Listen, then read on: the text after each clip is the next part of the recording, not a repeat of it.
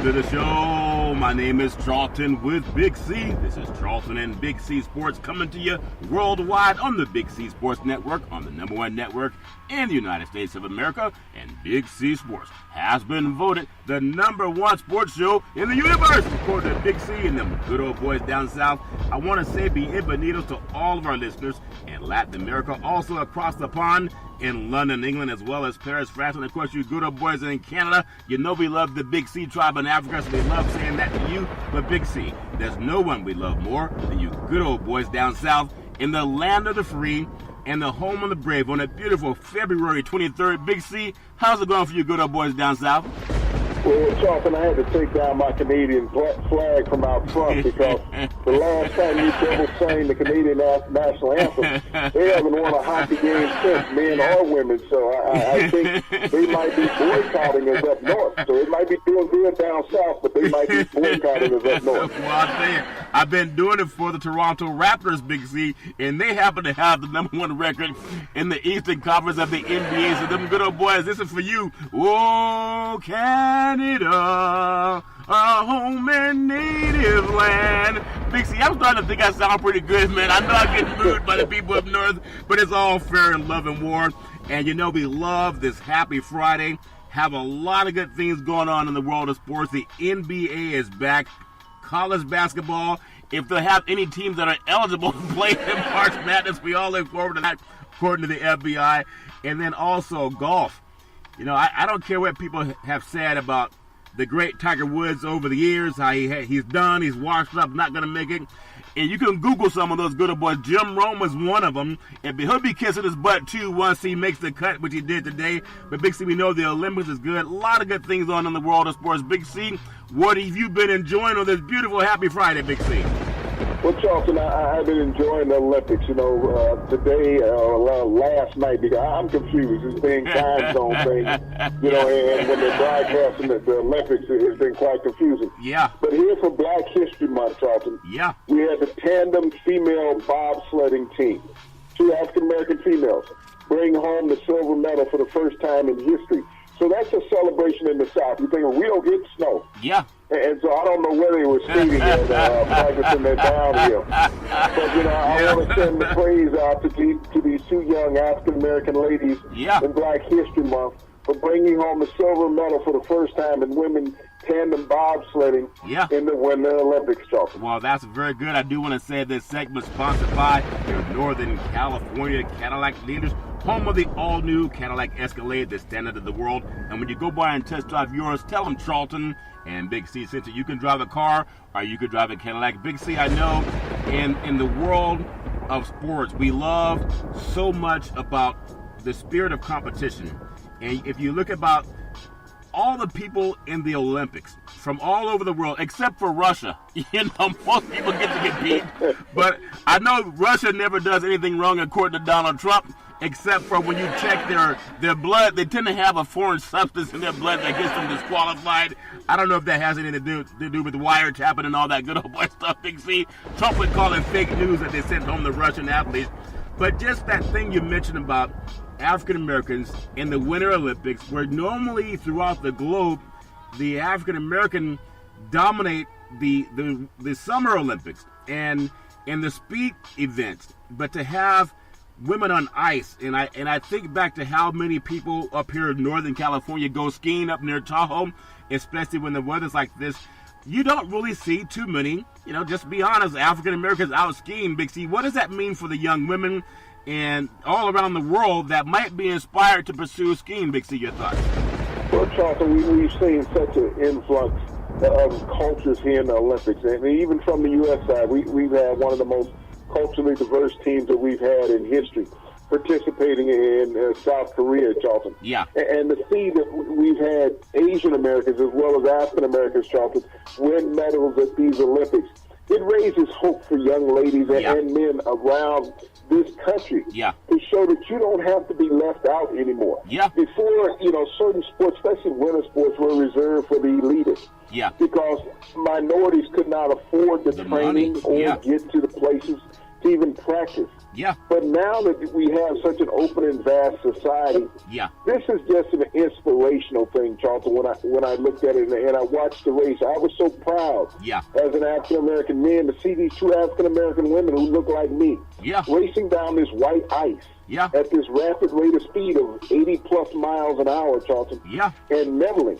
Yeah. And, you know, they were so elated, you know, about their accomplishments, Charlton, because they have to make 4 runs Yeah. to complete the segment. Yeah. And they did this with such gusto and pride.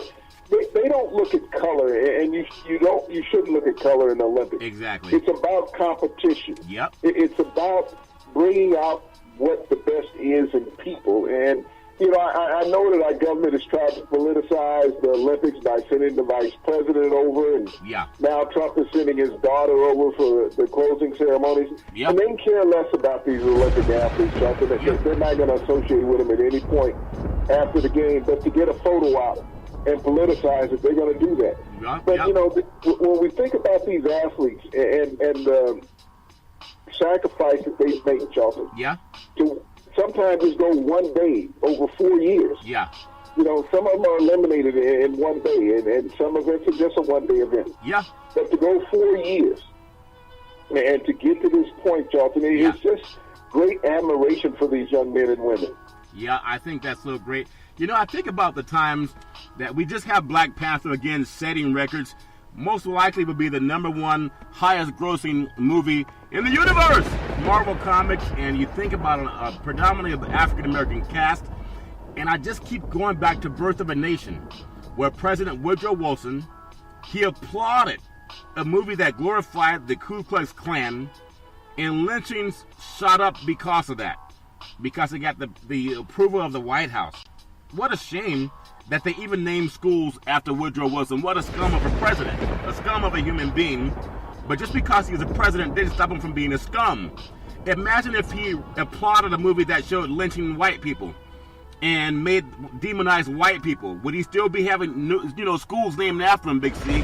So when I see things like Black Panther, and when I see stories where young black girls who've been marginalized throughout the history of this country, to have women competing in the Olympics that look like them, it gives a lot of hope to young black women, because, and I can't speak for all black people, I'm not even trying to do that, but I do know this without a fact, that most parts of our society, it has been black women who've taken care of maintaining the black household, who've taken care of maintaining the fact that our kids are going to go to school and get an education, who've taken care of maintaining the fact that oftentimes when their husbands couldn't get jobs, they had to get on social service, but they couldn't get it if the fathers were in the house. So this whole negative commentation that, oh, black men are leaving their families. No, with the Jim Crow and bigotry and garbage presidents like Woodrow Wilson, people did what they had to do to survive. But oftentimes black women have been marginalized for even being the strongest women in our society. Big C, your thoughts? Well, Charlton, it's been a way to try to keep family structure apart, and that's always occurred since slavery in America. Yeah. White society has always known when the family's together, you have the strongest part of society. Yeah. And the black culture had gotten to that point, Charlton, up until the late to mid-50s, Yeah. where, you know, social services came into play to disrupt the black family structure. Yeah. Because 97% of all black children up until 1956 were born in the dual-parent household. Yeah. But social services drove the male out of the house, and we will reward you financially Yep. if the male is not in the house and we break down the family structure. Yeah. And when you're in a society where you can't get a job, or you can't get a job that pays enough to support the household, Yeah. it became almost an easy, unpleasant decision, Charlton. Yeah. That for the betterment of your children and your wife, you left the home Yep. so that they could receive more benefits so that they could survive. Yeah. And so that's how that structure was looked at, Charlton. Yeah. So, you know, as we look at society and see how things are broken down, and just like with the audacity of the Birth of a Nation movie, Yeah. that you have the White House glamorizing, it's like now. Yeah. We have the White House glamorizing the NRA. You know, the president speaks at CPAC today. Yeah. Okay? And instead of addressing gun violence in America, he's saying that the Democrats want to take away your Second Amendment rights. Yeah. And he spoke strongly, the other day when he had a photo op with some kids. And, I'm going to put in laws to, change the age of purchasing a gun. I'm going to protect you. And he gets in front of CPAC today and said, well, the Democrats want to take away your Second Amendment rights. I didn't see any Democrats in that meeting. No. That he was holding at the White House. That was him. As an individual. Addressing these people. But, Charlton, when we get to that point talking about protecting children in America, you have to be realistic about protecting. And I know this officer is taking a lot of flack at the school for not running in. But I didn't see any other officers running in, Charlton. When SWAT showed up, they didn't run in. And anybody in military strategy, even in police academy, they ought to tell her, and I talked to some law enforcement friends of myself, you just don't run in the fire. You assess the danger threat at first. And not knowing where you're shooting at when you walk in, think that there's students down this hallway, Charlton. If you just open fire, you don't know who you're going to hit. That's true. So it's tragic that all these people lost their lives, Charlton. But to now try to blame one law enforcement officer, and this guy had 33 years of great service to the community. 33 years of great service to the community. So in one incident, he made a decision that may not have been comfortable with everybody. But to not know exactly where the shots are coming from, and you're running in there, who knows what ultimately could happen? Well, and so he resigned because he was suspended. But this is a situation everybody's trying to lay blame down the hill. It's a tragedy. And the way to stop these tragedies are to abolish assault weapons. Just like with all these sexual assaults we're seeing, Charlton. You can't fire everybody. No. Okay? You got to find out why. The gun is the reason, not the officer being outside. Because even in military and even in the police academy, they don't train you to run into bullets. No. They train you to cover and assess the situation. This is what they do. That's why when SWAT showed up, SWAT comes out in a tactical fashion to assess the situation. In armored cars. And these are the most armored guys that are there. But they just don't run to bullets. That's a very good point. And so to blame this one individual, to try to take the blame off of everybody else, to try to take it off the politicians. And at the end of the day, you have to blame the politicians. It's just like when Marco Rubio would not say that he would no longer take money from the NRA. In front of these kids that had lost friends and family members. He would not denounce the NRA. The president will not denounce the NRA. He received $30 million in his campaign. So we can take politics and sports and always cross them over. But one thing I want to do is I want to give my praise to the wrestling team of this high school, Charlton. The coach that they lost was the wrestling coach. The wrestling members went to his funeral 2 mornings ago, Charlton. And then they went to a state meet afterwards. This is what sports does. Sports teaches you to be competitive in life. To not give up. And this is what this coach who lost his life taught his players. Is that there's no obstacle that you can't overcome. When you think that you're down and you don't have a chance, you have a chance. You just have to compete. And you think about the perseverance and strength of these young people, because there was one female on the team who went out and competed because of what their coach had taught them about life's values, Charlton. About being accountable. Something our politicians won't do. But this is what this man taught these children. This is his life mission. Being a coach, being an educator at Stoneman High School, Charlton. And his kids went out and carried the banner of his life in that meet yesterday, Charlton. And that's a very good sentiment, Big C. And for that man, that tragically lost his life, he's not the one that stripped away bills to make it easier for people to get weapons, okay? And they keep saying crazy people. It's really people who are just angry. It's not that they're crazy. These are people, if he was crazy, why did he have a chance to go to school? Okay? He's just like any other person that has a lot of hate that President Trump is part of. Like crazy, Charlton. Where did he come up with over $1,000 to buy this rifle these magazines and all this ammunition. If he's crazy, you're not insane having that kind of money walking around, okay? No, but if it's crazy, he would have been out of that school. So that's a way to try to, instead of saying a white terrorist, they want to say crazy. Had that man been a Mexican-American, they used an example in San Francisco. Unfortunately, there's a lady that lost her life, and the gentleman happened to be from Mexico. And Trump ran with that during his preaching of hate, how Mexicans are rapists and murderers.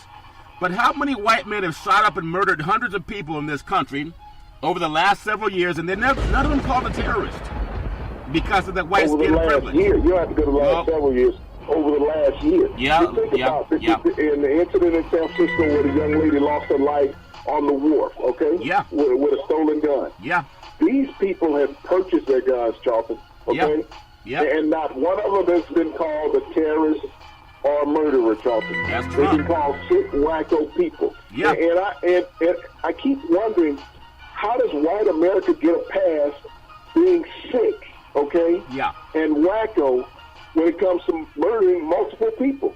But every other culture, there's another connotation for them. Yeah, have you heard? You haven't heard much about the Muslim ban lately, have you? Have we got to keep Muslim out of the country to keep white Americans safe? But when white kids are shooting people up, now we all want to have a town hall, and we want to find out how we can get treatment for somebody. But part of it goes back to, again, Trump had 5 deferments. So he blames this officer for running away from the gunman at the school in Florida. And he called the man a coward, didn't he? Called him a coward. It takes one to know one, though. He's 5 deferments. I think that, categorizes as being a coward. Yeah, he ran 5 times. The cop only ran once. So, again, for people that know how to Google and have common sense, there is no leadership coming out of the White House, just like Woodrow Wilson. Okay? They were bad characters, but people put up with that garbage. So, if kids are smart and they know you put up with garbage and they see it coming out of the Oval Office, then why would they want to act right? Because they know it's going to be defended, especially if you're a white kid. And unfortunately, just look at the profile of the kids that are doing this. They're not Mexicans and murderers. They're not black Americans for the most part. In these mass shootings, they meet a profile that's always been given a pass. And you can Google that too. So hopefully, with the NRA, they're never going to back down because they have too much money and they know people are for sale. Donald Trump's for sale, so is Marco Rubio. And you can Google that. If you don't think they are, ask them to give back every penny they just got from the people who gave out the guns and made it possible to get guns to assassinate people and to murder people. And athletes can do it. I know people say shut up and stay in your lane, but I got to bring this point up, Big C, because I know that lady Laura Ingraham told LeBron James as a black athlete to stay in his lane and shut up and dribble. But this is so poignant to me. So many athletes have come to Florida and talked to the kids about how to stay strong. Number one, they grieve with them, but how to stay strong and how to keep believing that you're going to be safe.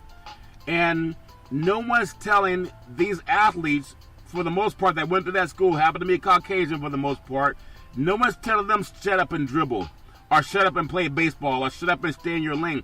They appreciate these athletes that are going there and speaking. Even Tiger Woods went by the school and told some of the kids that his heart hurts with them. And they need to hear that, because sometimes people need to hear something positive, Big C, as opposed to shut up and stay in your lane. Does that make any sense? How it's still going to take athletes to call attention to this, because the politicians won't do it. I don't know if any athletes are getting $30 million a year from the NRA, Big C. Your thoughts? Well, didn't Rush Limbaugh go down there and speak positive to the kids? Didn't Sean Hannity from Fox go down there and speak positive to the kids? Didn't Laura Ingraham go down there from Fox and speaks positive to the kids?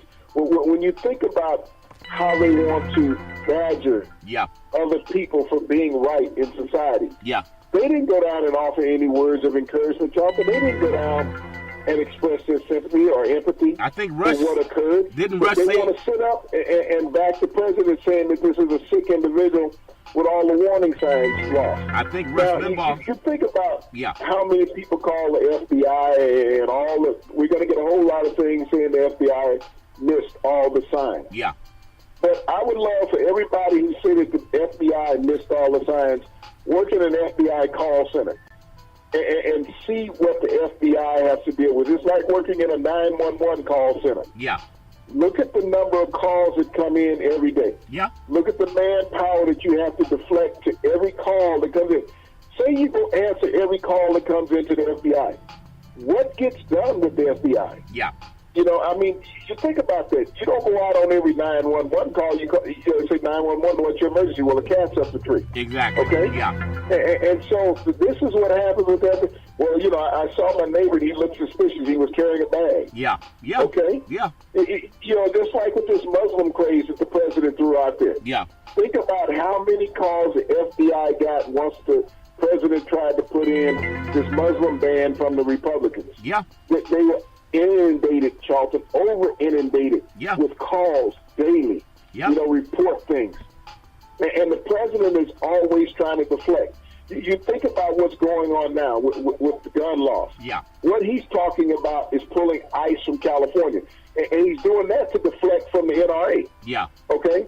He's doing that to deflect from gun laws, banning weapons and raising the age limit. He said, okay, let's pull ICE from California. Yeah. And he keeps throwing up this gang MS-13. Yeah. Doesn't say anything about the mafia. No. Doesn't say anything about the Russian mafia. No. He keeps talking about MS-13, a Mexican gang. Yeah. There's gangs all over America, Charlton, in every culture. Yeah. But he can only address MS-13. Yeah. Like everybody knows who they are. Yeah. Okay? Yeah. And saying that he's getting them all out of this country.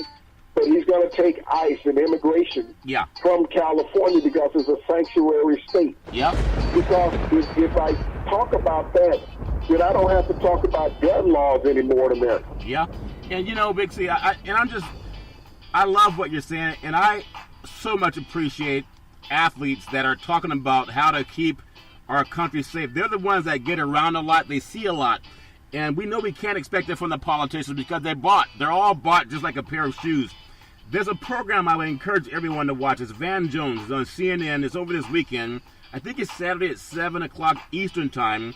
He's going to interview Steph Curry. Now, Steph Curry is an athlete on a political show. You know how we say athletes and politics? It's all the same. Well, he's interviewing Steph Curry, all-star player from the Golden State Warriors, on a political show. And I guarantee you'll hear some solutions about how to help reach out to young people. And if someone's in trouble, you know, get them some help. Don't call them crazy. But this environment of this enmity toward people comes out of the White House. Just go back to the election. You can Google all that stuff. I hope that talking about it will lead to some action. We know that talk comes first and then the action comes second. So I applaud all the kids, especially those kids at that school. They're so bright and they're so bold and they come forward and they challenge politicians, even the way some commentary won't challenge politicians. And I'm so proud of those young people down south because they did that. I do want to touch on something also that's a little bit sinister in a sense. We talk about the NCAA, and we've been talking about this for almost the last 2 years since we started Big C Sports. We know that not paying student athletes is an antitrust violation. And the NCAA, a powerful oligarchy that rakes in about $1 billion a year from labor, for the most part black labor. College football teams, about 70% are African American. College basketball teams, Division I, probably 80% are African American. They're getting all this free labor. So why is the FBI investigating whether a kid took some money who was starving from someone, but they don't investigate the $1 billion made by predominantly white institutions on free black labor, a lot like the days of Jim Crow? Big C, that make any sense? Well, Charlton, what makes sense is what is America's epidemic right now? Opioids, okay? Yep. Oxycontin. And so instead of putting the focus on a white problem, Charlton, in America, you go after these institutions who've given a few dollars, and it wasn't institutions. They were individuals on the outside. Yeah. If you make somebody a loan or you buy somebody a meal and you're not affiliated with the university, yeah. How is it an NCAA problem, Charlton? This is a major question. Yeah. How is it an NCAA problem when you've dealt with somebody's family and you've made somebody a loan or you bought somebody a dinner? Yeah. This money has not been alleged to come from the university. Yeah. It's all been alleged to come from outside. Yeah. But I look at the focus on opioid drugs in America, Charlton. Yeah. Who is running that? Who is the pill mills in America? White corporate America, Charlton. Yeah. Who's using majority of it? White society in America, Charlton. Yeah. And so if you start focusing on a handful of black athletes, Yep. what does white America say? Yeah, you know, they think they're better than everybody else. They're getting breaks and stuff. You know, my kid had to do blah, blah, blah for school. Yeah. You know, they're not talking about these rich drug companies that are making billions of dollars. Yeah. And their sales staff that are paying off doctors and pharmacies to bring in more pills. Yeah. To write illegal prescriptions. Yeah. They're talking about a kid who, there was one kid who got a meal, and they're talking about making him illegal for having a meal. And you and I have talked about that a lot. Yeah. That a kid can't eat. Yeah. A family gets a loan and money's given to a parent. That's between the parent and that agent, okay? Yeah. Neither one of them were tied to that particular university. Yep. But they keep coming after these athletes. Now, they set up this rule, one and done. Yeah. Why can't they just go to the NBA? Because the NCAA will miss out on money. Yeah. Okay? Yeah. Corporate white America will miss out on the money if they leave high school and go right to the NBA. Yeah. So that middleman is going to get hurt financially.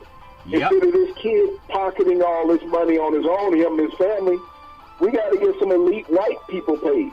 Yeah. And yeah. so that's what has occurred with these universities. Because you look at these institutions, they have white presidents. Yep. 95% of them have white athletic directors. Yeah. You know, maybe 20% of them have black head coaches, maybe. Yep. It's that high. I just go down to 15. Yeah. But when you look at this in totality, you're not looking at the people who are making the most money out of this. Yeah. You got all these coaches of these institutions that they're talking about, Charlton, Yeah. on multi-million-dollar salaries. Yeah. Multi-million-dollar salaries, and you're complaining about a kid that may get $100 meal, Yeah. that may get a plane ticket for his parents to go to a game, Yep. that's $1,000 round trip, Yeah. but yet the coach at that university's salary is $6-7 million, Yeah. and no one is complaining. Athletic directors getting, bonuses. Yeah. The president of the university is getting bonuses. Yep. So we're talking about the bottom of the totem pole, an Yeah. athlete receiving a marginal benefit, Yeah. and you're saying that that's an impropriety? Did it make him play better? Did it make him play worse? And most of these kids are in the NBA now, Charlton. Yeah. You know. There's a handful that are still in college. Yeah. The majority of them are in the NBA. Yeah. But can the resources be used better by our government? Let's go after the drug dealers. Yeah. Okay, I guess what Nancy Reagan said years ago, Just say no. Yeah. resonates, okay? Yeah. Yeah. You know, as an African American, and I'm so proud of intelligent people. You know, whether it's Frederick Douglass, and whether it's W.E.B. Du Bois, or even if you look at Malcolm X, who taught a lot of great principle, but society demonized him because he was pro-black. And I look at how a lot of black men, especially people like ourselves, that are well-read, erudite, and speak truth to the point you could say Google it. We're not saying just trust me, Google. I hear a lot of other sportscasters saying Google this now. But we've been saying that for a long time. And I just tell the young black athlete, because I go back to Woodrow Wilson, we've always been marginalized. He could have ended Jim Crow, but he was too much of a clown to do it. And you have people who all throughout history, they wouldn't do what was right. Not even JFK would end it, okay? He didn't pass the Civil Rights Bill. But I'm just encouraging, because you're always going to get chastised, but if you're saying the truth, the universe will tell you it's true. They can Google that. But I'm encouraging young black men and women, and even my good white brethren, to stop being so standoffish and encourage people to speak up the truth that will help not only get these kids paid, because it's still black exploitation. I go back to Birth of a Nation and all that garbage. And if we listen to Laura Ingraham and we let people be afraid and say, well, now's not the time. They were saying that back in 1865 is now's not the time. It is the time. Because if we don't do it, we can't trust our white brethren to do it. Most of them won't. Go back to the early 70s. Yeah. The shooting at Kent State on campus by the National Guard. Yeah. Okay? That wasn't the time to discuss guns. Yeah. We can go to Virginia Tech back in the 90s, the largest mass school shooting ever Yeah. On a college campus, and really on a campus of any size in the United States. Yeah. That still wasn't the time to talk about gun reform. Never is, it Every seems. time we have a mass school shooting, and they've gone on in America for years, Yeah. for decades, okay? Yep. It's not the time. It's always coming up. They want to take away your Second Amendment rights. And that's not the And I case. wonder if anybody in the NRA has ever read the Second Amendment, Charlton. Yeah. Read it. I mean, it's a simplistically written document. Yeah. Read it. I mean, it's not complicated. Even those that are devoid of intelligence should be able to read it. Yeah. But read it and understand what it says. Yep. Don't make something up. Don't try to put excerpts in it that don't exist. Yeah. Read the document for what it is. It's just like if you pick up a dollar bill Yeah. and you read that document, it says value is $1 in legal tender. Yeah. It doesn't have 2 zeros on it. It doesn't have 1 zero on it. Yeah. It's just a $1 bill. It's not a...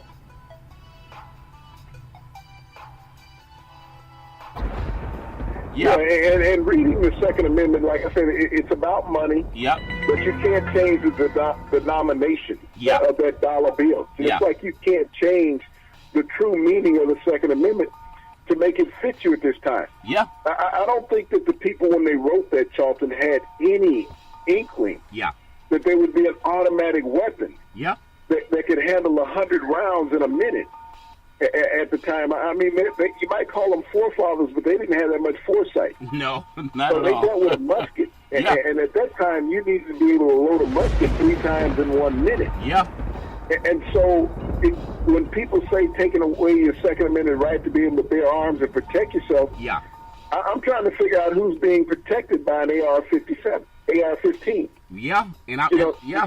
That's you got true. this rifle, and if you go out in the street and you start firing it, you're going to hit more than one person. Yeah. You know, because it sprays. It backfires. I mean, it pushes around. It doesn't just shoot straight. Yeah. It sprays. And so just like in these school incidents, Charlton, when these people have gone in, Yeah. you know, we talked about Virginia Tech, you know, being the largest. Even our military went in and killed the kids on Kent State. And that's why I think that the president is devoid of history. Yeah. Because he dodged Vietnam. He was running all his State life. was during the Vietnam era. Yeah. Now he's Where been. the National Guard went in and killed college students on campus. Yeah. And so when you start talking about arming people and having them shoot at students, Yeah.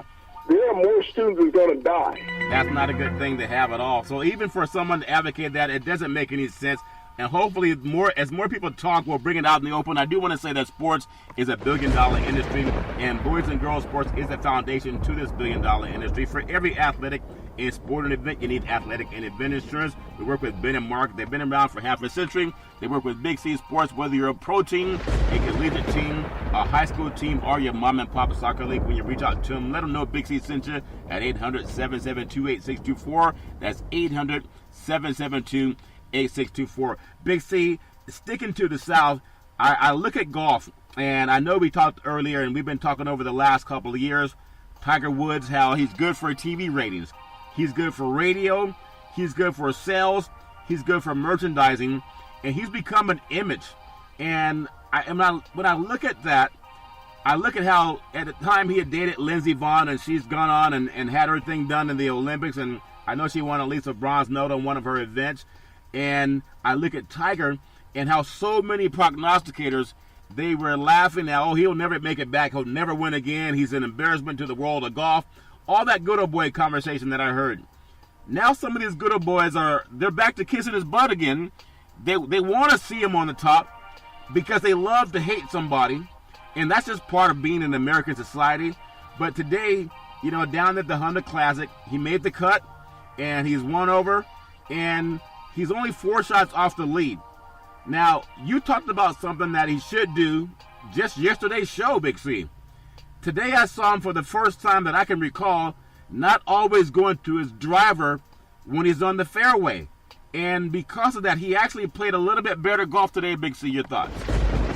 Well, Charlton, like I said, he needs to eliminate that driver. He has enough strength in driving the ball with a 3-wood to get it to where it needs to be down the fairway, and he has a lot more accuracy. Yeah. Anybody who uses a driver knows that you can become erratic with it at any instance. And Tiger has become completely erratic using his driver. Yeah. So this is something that he needs to find a way to hide from himself. You know, it's almost like an alcoholic. Yep. You know, if you don't walk in the bar, then the chances of you getting a drink is not always that high. That's always true. That's always true. And so if you don't have that driver in your bag, the chances of reaching forward is not going to be that good. Yeah. But Tiger, you know, his game is about getting in rounds, Charlton. Yeah.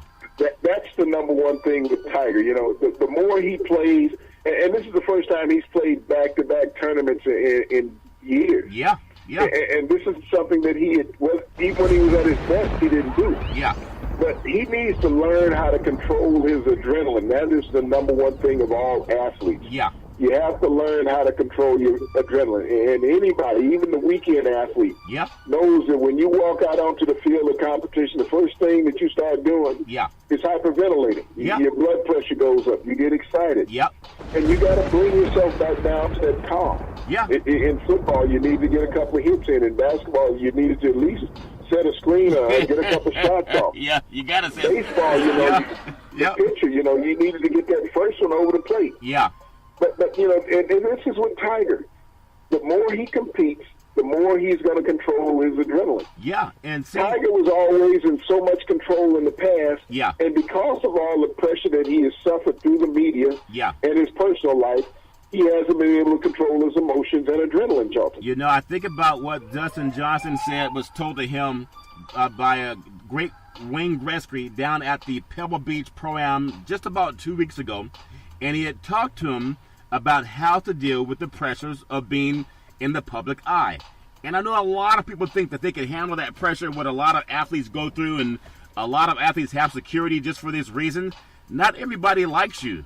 Okay, just because you might be making commercials and making tens of millions of dollars, there's people coming at you from different angles. And I even look at last year's champions from the Honda Challenge. It was Ricky Fowler. Well, Ricky Fowler missed the cut today. Now, there's no one that's going to say Ricky Fowler's not going to win another tournament. And I know a lot of our radio brethren love to jump on the fact, and they want to try to make fun of Tiger because they want to make fun of a guy who has 14 majors.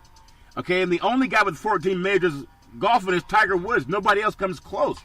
So if you can make fun of a guy with 14 majors as opposed to appreciating his game, that's where you make the mistake. I think for a lot of the young golfers, because golf got good ratings-wise and money-wise when Tiger was great. And to hear some of the commentators, there's some great ones out there. When they're coaching Tiger, even though he may not be able to hear them, if he goes back and watches the game, he can. They're telling young people how to play the game. Big C, I love when we have people who are excellent at their craft, because don't they leave a pattern of what it took to get there for the next generation coming up? Big C, your thoughts? Well, Charlton, that's called mentorship and direction, and that's what the broadcasters are supposed to do. Yeah. They're supposed to mentor the young, unsavvy player on how to better their game. Yeah. How to work through adversity over time. Yeah. And this is what Tiger is working through, adversity. And there's a lot of it that he's going to have to deal with over time. Yeah. And so everyone says he's getting ready for the Masters. He's playing up to the Masters. Tiger's is playing up for every tournament that he has. He's not positioning it just for one, Charlton. One at a time. Every tournament that he goes out there is one at a time. It's just like a coach will tell you. Yeah. One at a time. Yep. One shot at a time. One dribble at a time. Yeah. You know, one step at a time. Yep. Anything. Yep. This is what coaches teach you. Yeah.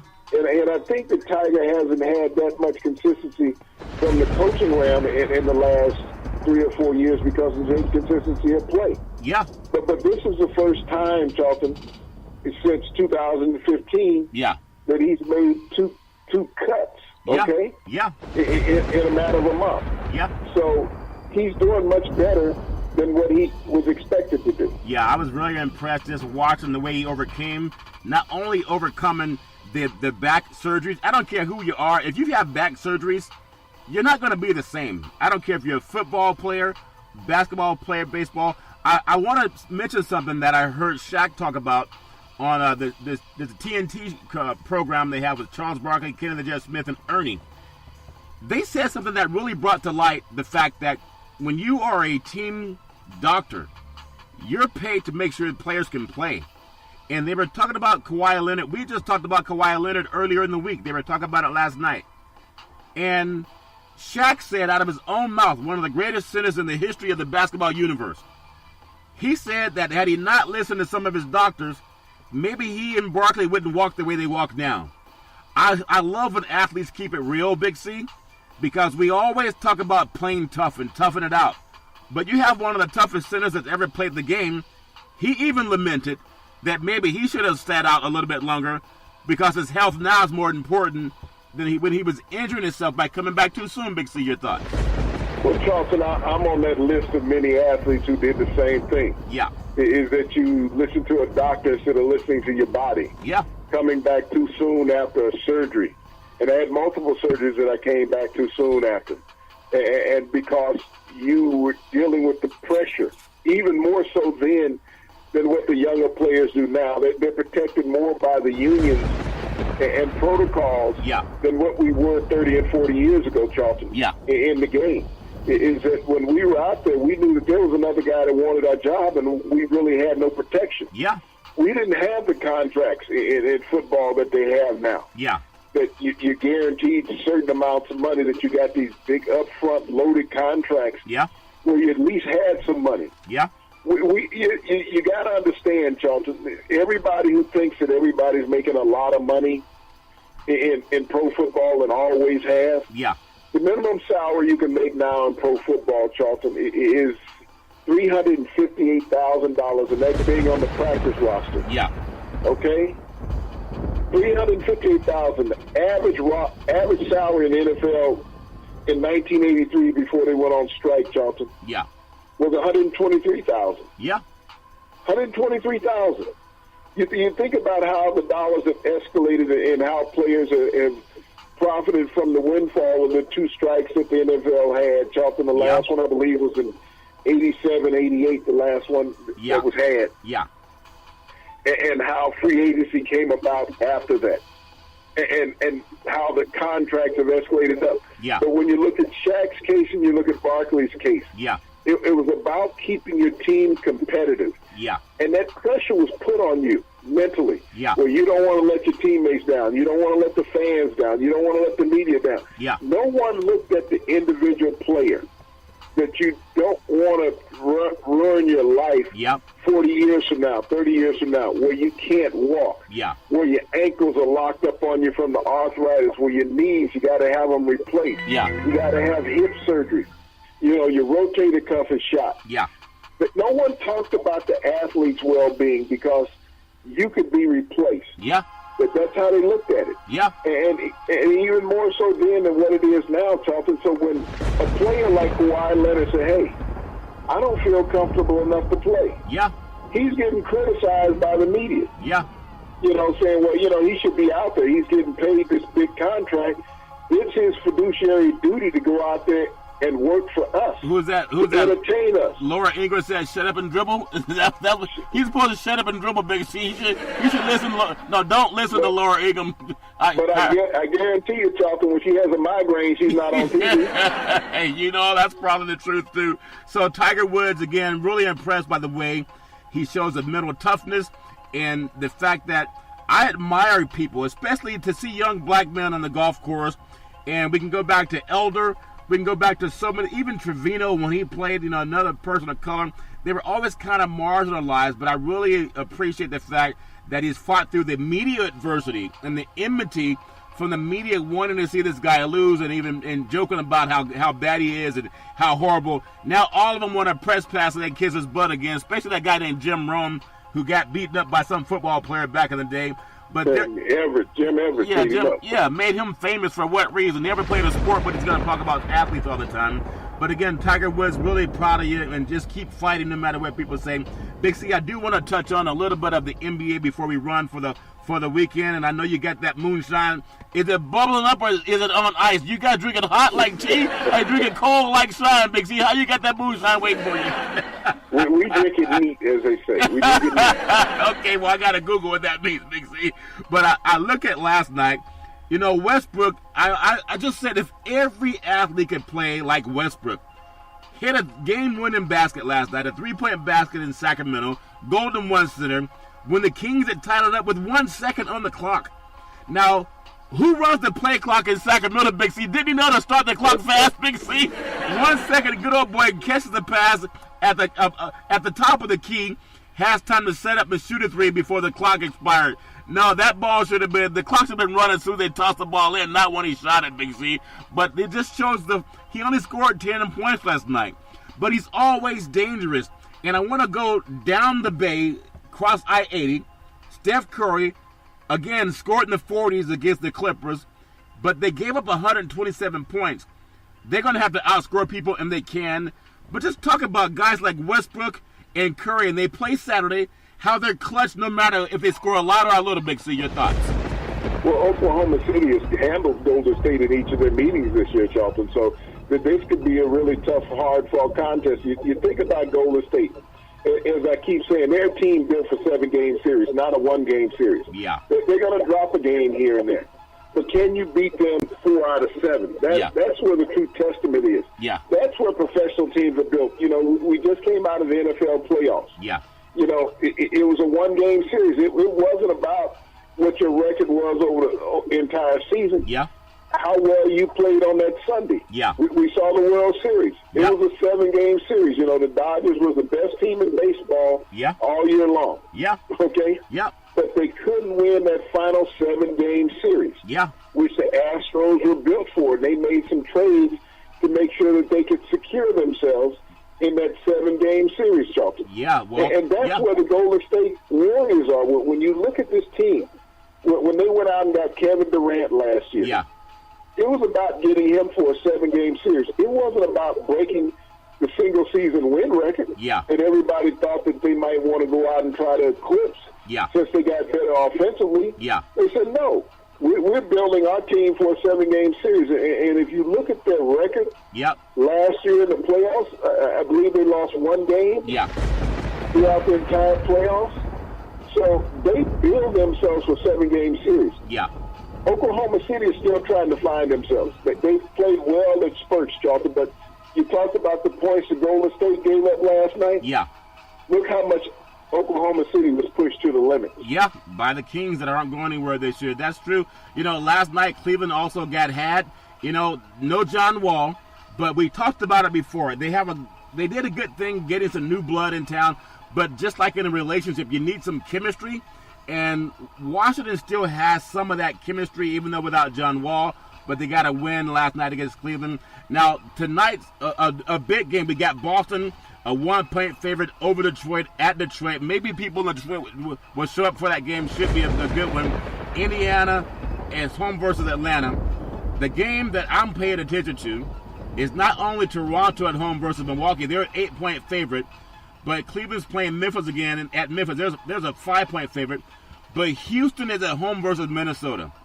And Minnesota's young, and Minnesota's talented, and they like to run just like Houston.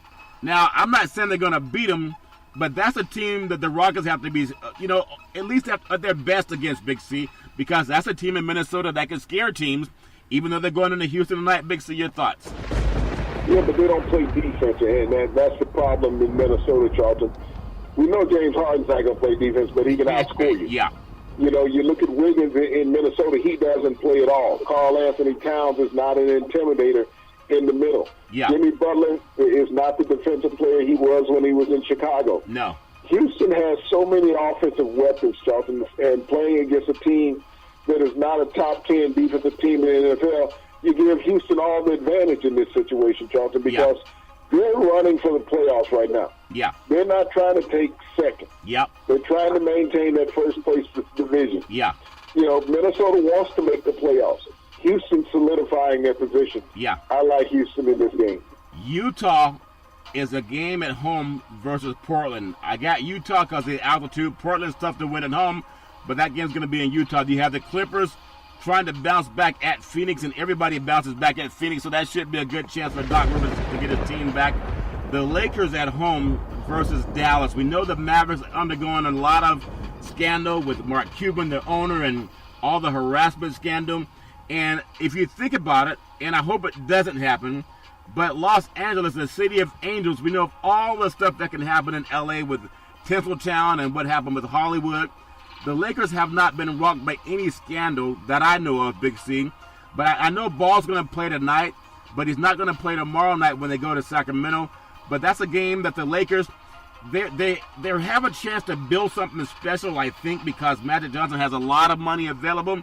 And it's almost like everybody's auditioning, and they're going to get some big name to go to LA, maybe even two.